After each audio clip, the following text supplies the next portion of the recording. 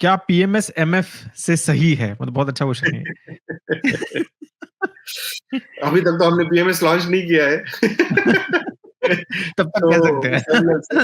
मैं अगर कभी हमने गौरव लॉन्च भी किया ना पीएमएस, तो I still say in front, मैं गौरव के सामने बोल रहा हूँ ये कि I still for retail investors mutual funds will be a better idea.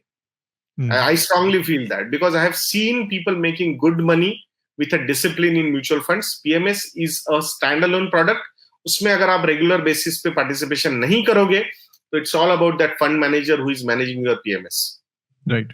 वो थोड़ा रिस्क एसोसिएशन हो सकता है, आउट परफॉर्मेंस भी आए कुछ साइकिल्स में, but from the long term point of view, retail investor point of view, I think mutual funds is a better product. I genuinely feel that. और दूसरा आपको समझना है कि पीएमएस जैसे ही सेड ना कि एक बहुत ही फंड मैनेजर ओरिएंटेड रहता है, मतलब पर्सन ओरिएंटेड रहता है मोस्टली पीएमएस. ठीक है. और mutual funds are more corporatized system और मोर डाइवर्सिफाइड आल्सो.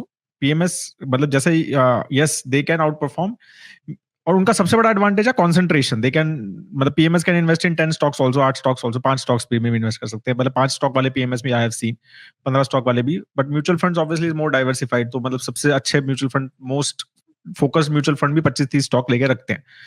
राइट. तो उस हिसाब से भी है, और ट्रांसपेरेंसी वाइज सब चीजों वाइज थोड़ा सा म्यूचुअल फंड्स आर बेटर. तो इसलिए रिटेल पर्सपेक्टिव से like Parimal said is better.